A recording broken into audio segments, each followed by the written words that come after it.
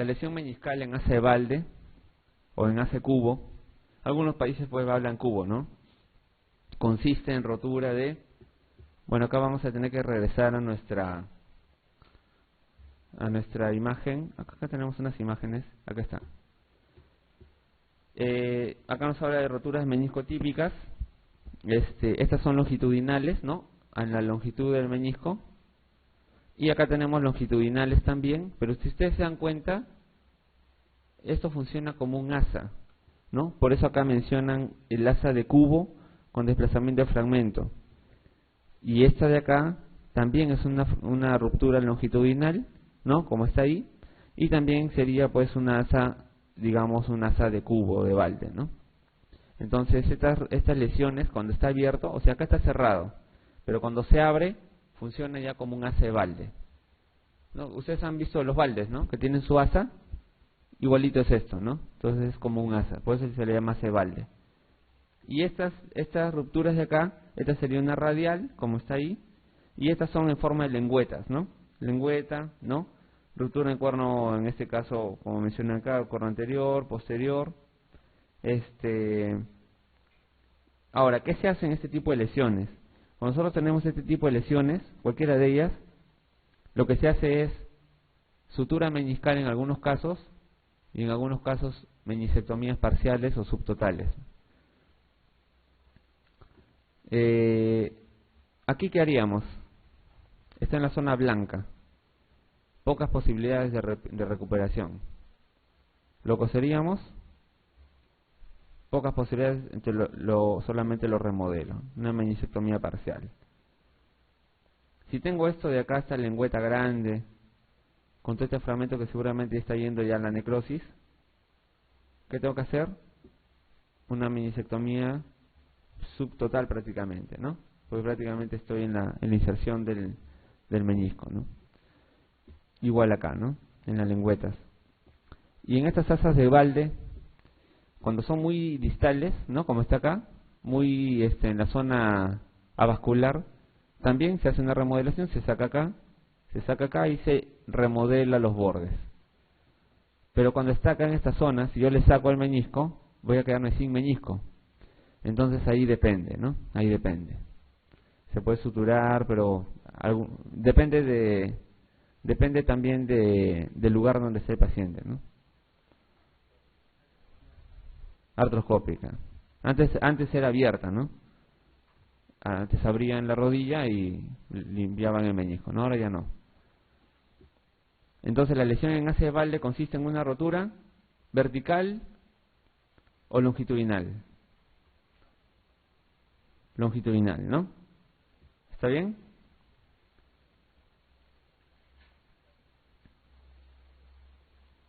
¿Qué tipo de lesiones meniscales son susceptibles de reparación quirúrgica? Entonces acá viene el otro concepto. Cuando yo tengo lesiones de menisco, yo les mencionaba que algunas se pueden reparar, o sea, coser, y algunas no se pueden coser. ¿Cuáles serían las que se pueden coser? Acá me habla de tercios. Si me habla de tercios, entonces ¿ustedes qué están pensando? Que al menisco lo vamos a dividir en tercios. Entonces lo vamos a dividir en tercios. A ver, si lo dividimos en tercios de manera longitudinal, vamos a tener que este sería el tercio externo, tercio medio y tercio interno, ¿no? ¿Está bien? Y si hablamos en sentido transverso, tendríamos que este sería mi tercio posterior, mi tercio medio y mi tercio anterior. ¿Cuáles son las que se podrían suturar? Las del tercio externo. ¿Por qué? Porque en esa zona se va a encontrar la zona roja, la zona vascular. Si yo coso ahí, lo más probable es que sí pegue, ¿no? Que sí se rehabilite, sí mejore la zona.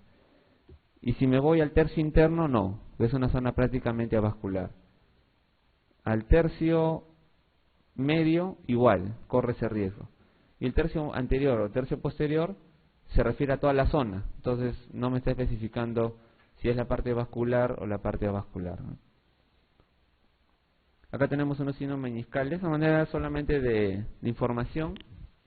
tenemos una serie de signos, el Steinman 1, el Steinman 2, el Bragart, el Murray, el test de Apley, Rocher, el Badeau, son los más conocidos, ¿no?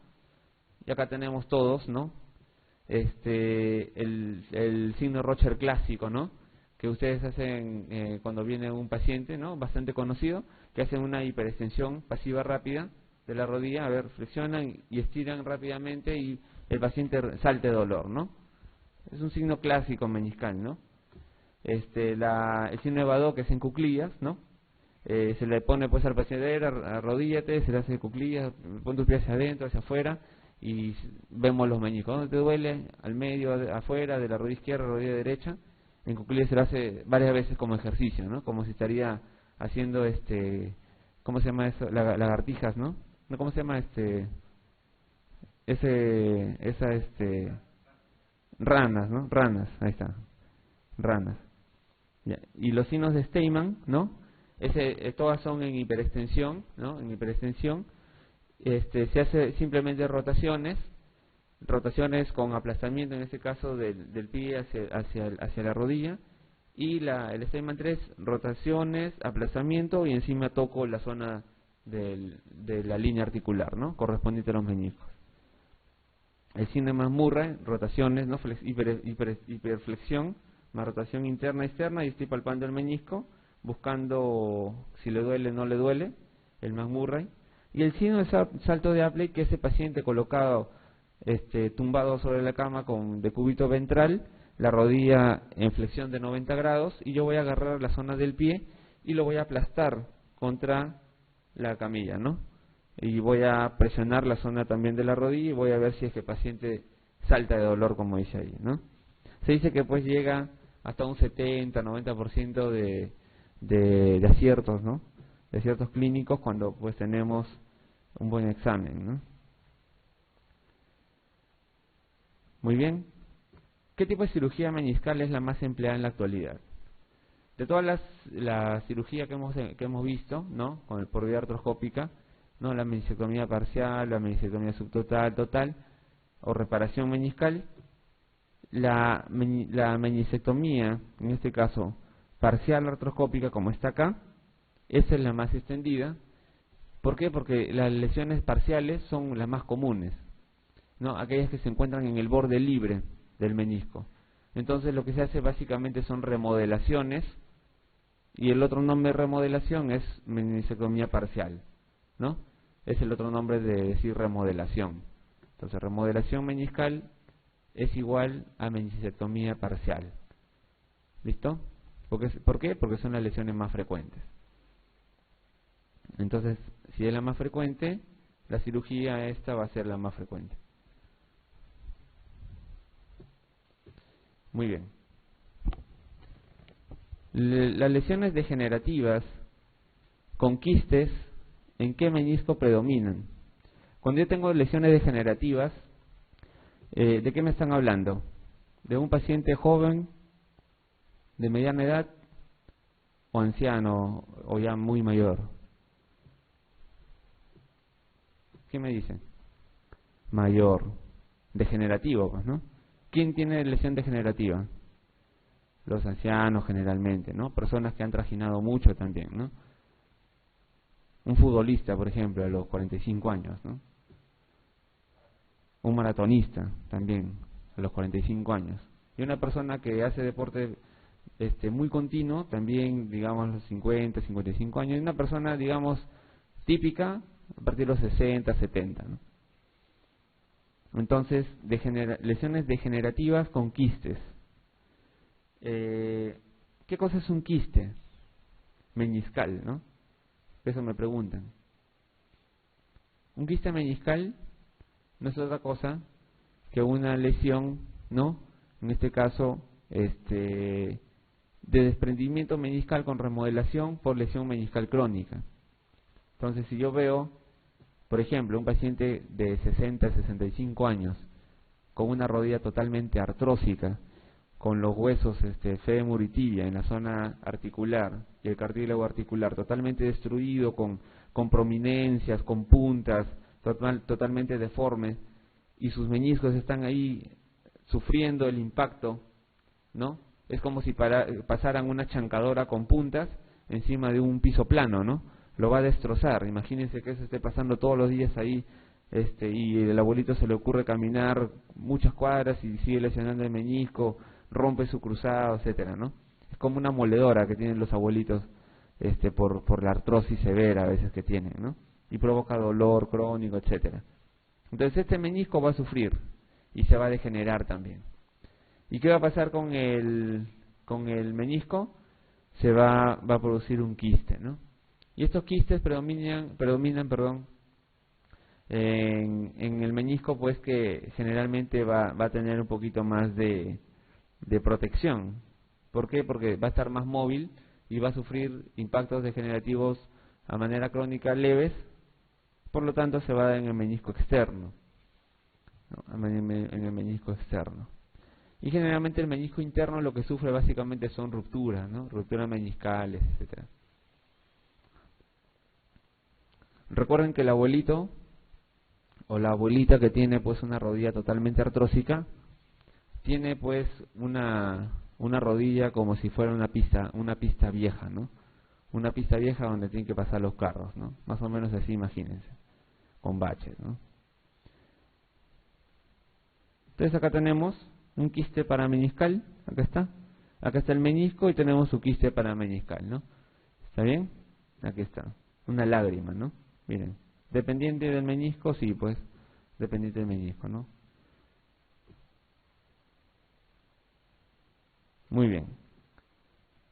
Entonces hemos revisado toda la parte, en este caso, de lesiones ligamentarias y de estructura de la rodilla, de la parte más importante. Y ahora vamos a ir con la parte del hueso tibia, ¿no? Vamos a irnos más abajo. Fractura de diáfisis tibial. Cuando hablamos de la tibia, vamos a dibujar acá la tibia. ¿Está?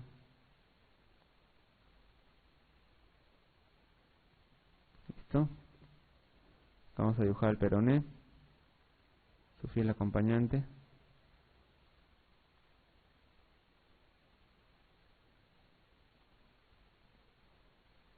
Ya, más o menos así, ¿eh? Esta es la tibia y este es el peroné, ¿no? Entonces la tibia tiene varias estructuras. Como habíamos visto, todos los huesos largos tienen una zona epifisiaria, una zona diafisiaria y otra zona epifisiaria, ¿no?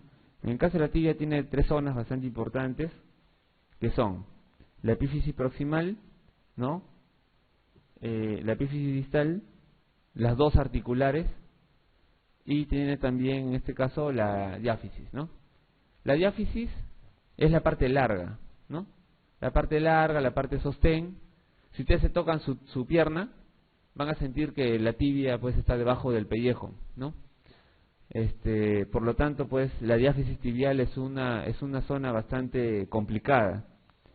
¿Y cuál es el problema con la diáfisis tibial? Es que generalmente pues si sufre un traumatismo directo, ¿qué va a dañar? Un trauma directo. ¿Solamente al hueso? No, va a dañar también la piel que está en el hueso. Y si la piel del hueso, si ustedes aplastan con un martillo un pellejito, se puede morir. Entonces se puede morir un área de la piel de esta zona. Y queda hueso expuesto, ¿no? Pues solamente lo cubre un pellejo, ¿no? Entonces, imagínense, ahora el otro problema es el siguiente, los accidentes de tránsito actualmente han aumentado bastante, y los accidentes de tránsito, muchos de ellos, una gran cantidad se dan por un atropello, ¿no? Frontal. Entonces, ¿qué pasa con el paciente? El paciente recibe al auto de manera frontal, y el parachoque está diseñado, está bien, exactamente a la altura del tercio medio de la tibia, de la pierna. Por lo tanto, si sufre un impacto directo con el parachoque, lo que se va a romper es el tercio medio, o sea, esta zona de la tibia. Y no solamente va a lesionar la tibia, sino también va a lesionar la piel. entonces tenemos dos problemas. Y el tratamiento de las fracturas de tibia depende del estado del hueso y del estado de la piel. Porque si es una fractura expuesta, donde ha habido apertura de la piel, o la piel está muriéndose y está sucio, no se va a poder colocar ningún implante dentro del hueso. Se va a tener que colocar la clásica, ¿se acuerdan? Fijación externa, ¿no? Pero si está todo limpio, está todo bonito, en diáfisis se va a colocar lo que se conoce como clavos endomedulares, ¿no? Clavos endomedulares, con sus tornillitos, ¿no? Con sus tornillitos.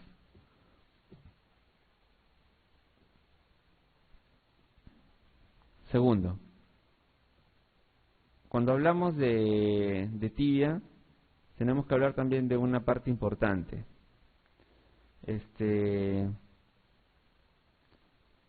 Tenemos que hablar de zonas.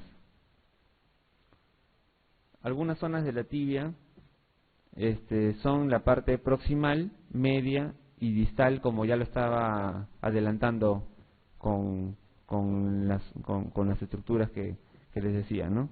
Para el tratamiento. La zona proximal, si ustedes se tocan la pierna, van a sentir que en la zona más proximal, cerca de la rodilla, hay una cantidad de músculos bastante importante que lo cubren por adelante, por atrás, por el costado, etcétera, y van a sentir totalmente cubierto el hueso de la tibia, salvo en una porción anterior bastante pequeña. Si ustedes se tocan el tercio medio, esta zona, van a sentir que hay un poquito de músculo en la zona posterior y en la zona lateral, pero en la zona medial prácticamente estamos encontrando puro pellejo, y en la zona distal prácticamente es hueso y pellejo como se dice, y en la parte posterior y anterior solamente son pasos de tendones, y los tendones generalmente tienen poca vascularización. Por lo tanto, esta zona distal es la que menos irrigación tiene, y es la que más problemas da cuando se está pensando en un tratamiento quirúrgico. ¿Por qué? La cirugía es un trauma, es una agresión, es agredir al hueso, es agredir a la piel. La cirugía corta la piel, jala la piel, se coloca encima material, se deja la piel tensa una vez que se cierra, etcétera. Entonces nosotros lesionamos la piel con la cirugía, lesionamos al hueso con la cirugía. Pero lo que queremos no es lesionarlo, pues no es tratar de recuperar los espacios articulares, la distancia, el eje, etcétera, ¿no? Pero parte del problema quirúrgico es que funciona como una lesión. Entonces, si esta zona de acá de la tibia, el último tercio, el tercio distal, tiene problemas en este caso de poca irrigación, los problemas de curación van a ser más lentos, y los problemas en este caso también de complicaciones van a ser mucho más altas. Va a haber más complicaciones y se va a dañar más cuando se intenta reparar esta zona, el tercio distal. Entonces la pregunta que tenemos acá a continuación nos menciona ese pequeño detalle del tercio distal, que es el tercio con mayor número de complicaciones cuando se van a digamos dar los procesos de recuperación del hueso. Entonces, ¿en qué nivel de la diáfisis tibial consolidan peor las fracturas? En el tercio superior no, hay buena irrigación, hay buena cobertura. Tercio medio superior, tercio medio inferior, o el tercio inferior. Entonces la peor zona es el tercio inferior, ¿no? Claro, los futbolistas usan protección y se lo colocan. ¿Dónde se colocan la protección? En el tercio distal, ¿no? Claro. ¿Y qué deformidad en una fractura diaficial de tibia es menos tolerable tras la reducción? Pero primero tenemos que desmenuzar la pregunta. nos hablan de deformidades.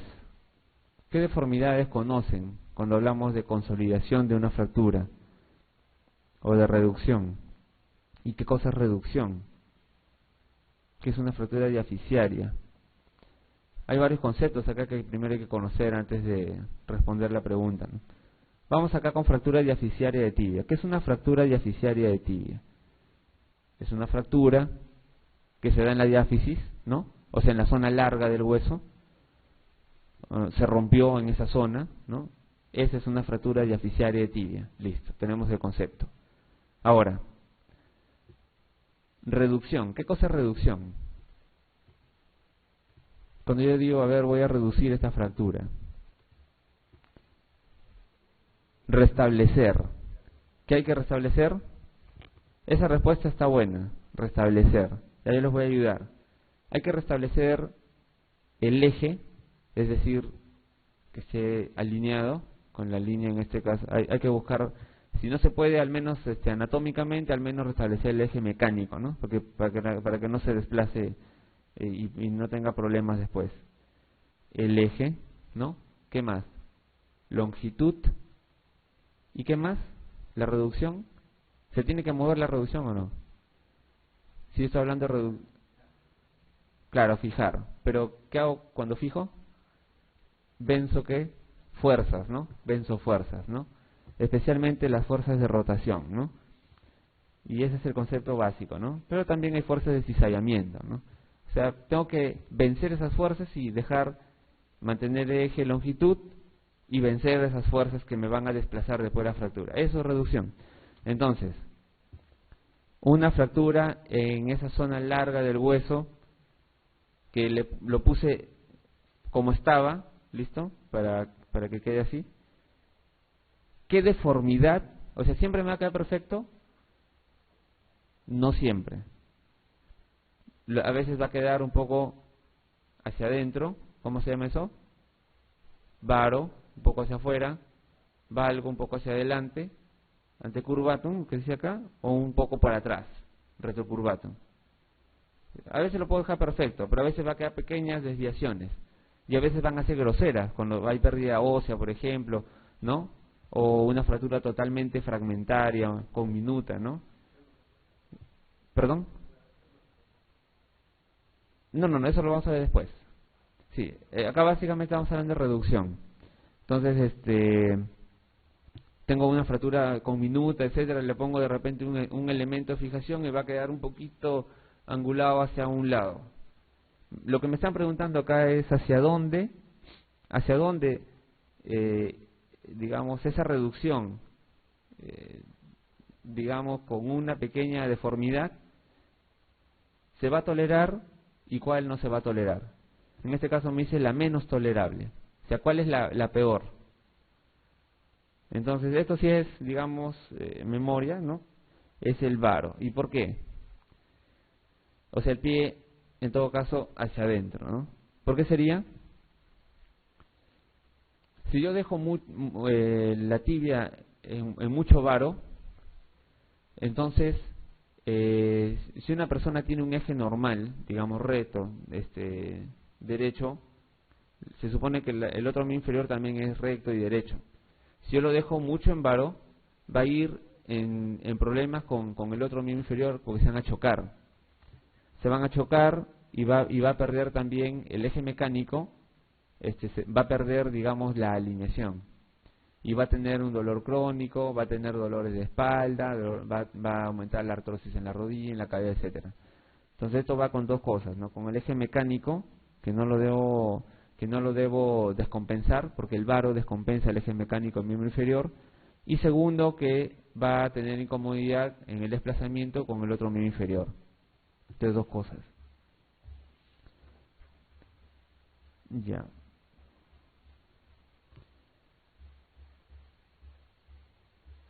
El tratamiento quirúrgico más empleado...